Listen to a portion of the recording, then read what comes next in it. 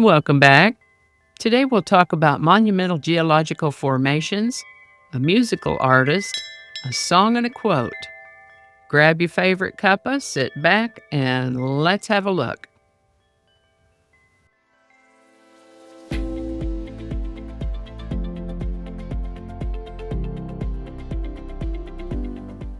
Hi there, and welcome to This Day in History for April 16th.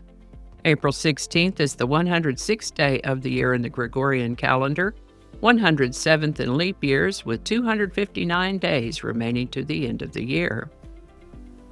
Today's word is monument. Monument is a noun that means a structure, statue, or building created to commemorate a person or event of historical significance, something that serves as a lasting reminder or example of something notable. And in a broader sense, monument can refer to a work of enduring importance, like a book, idea, or achievement.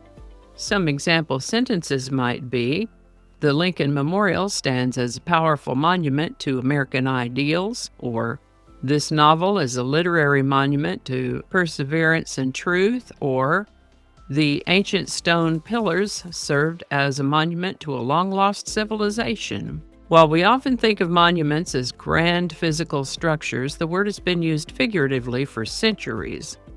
Think of phrases like a monument to human creativity or a monument of love. The word monument comes to us from a Latin word that meant memorial, reminder, or tomb, which was derived from a word that meant to remind or warn.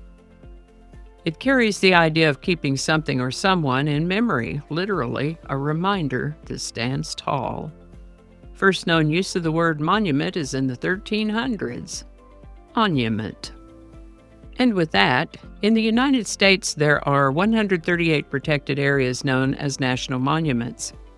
These national monuments consist of historic landmarks, historic and prehistoric structures, and other objects of historic or scientific interest.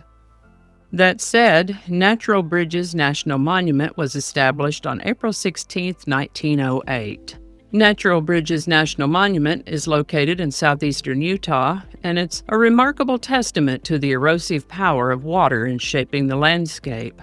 Established in 1908 as Utah's first national monument, it encompasses three majestic natural bridges: Sipapu, Kachina, and Owachomo. These three bridges were formed over millions of years through erosive action of water on the white Permian sandstone of the Cedar Mesa Formation. Flash floods carved deep canyons, eventually creating these natural bridges. The largest of the three is Sipapu Bridge, spanning 255 feet and rising 220 feet above the canyon floor. Its name, Sipapu, means place of emergence in Hopi. Visitors can hike a trail that leads beneath this impressive structure. The Kachina Bridge measures 210 feet in both span and height and is the widest bridge in the park. It's named for the petroglyphs found on its base. The oldest and most delicate bridge is the Owachomo Bridge. It spans 180 feet and stands 106 feet high. Its name translates to rock mound in Hopi, referencing the formation atop one end of the bridge. A natural bridge forms through the erosive action of water in a canyon's stream bed.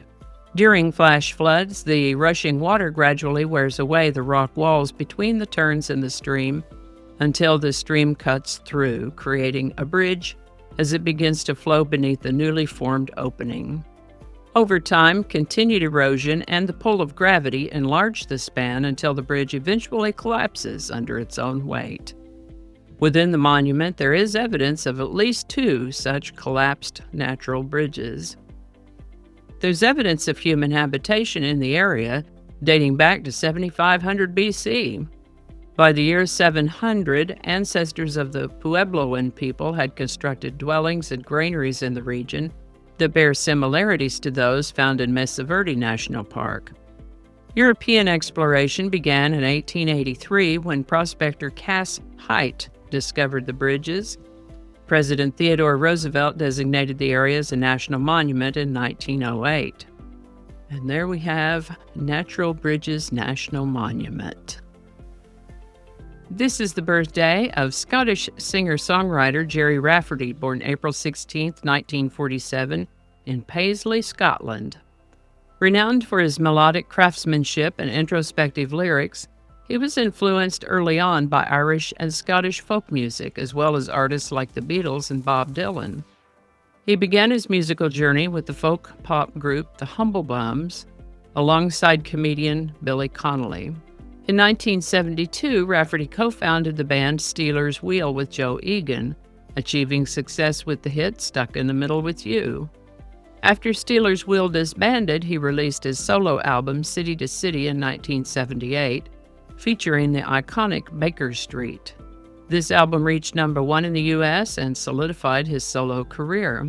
Despite his musical achievements, Gerry Rafferty struggled with alcoholism, which affected his personal life and career.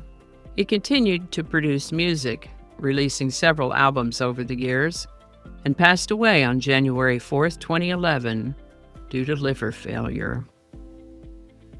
He was 63 at the time of his passing. Gerry Rafferty.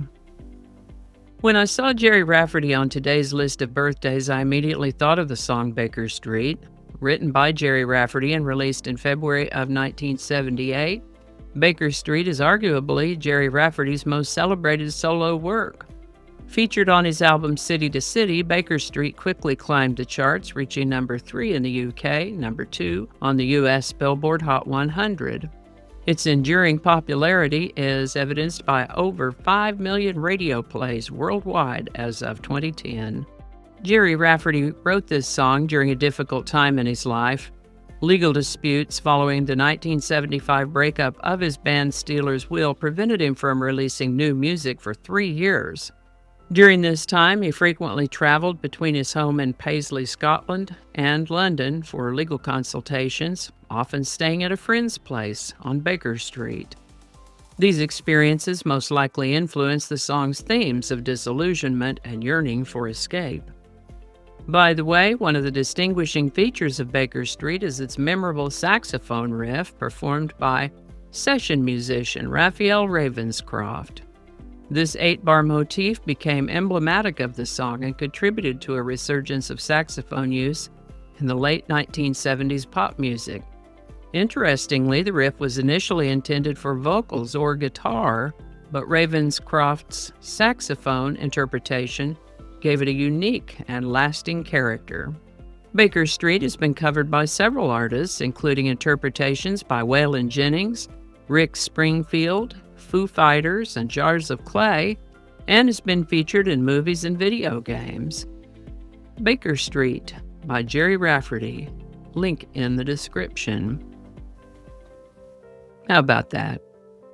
For today's quote, let's weave some of the things we've talked about today into one simple idea, and that is, even mountains erode, but their silence still sings of what once was.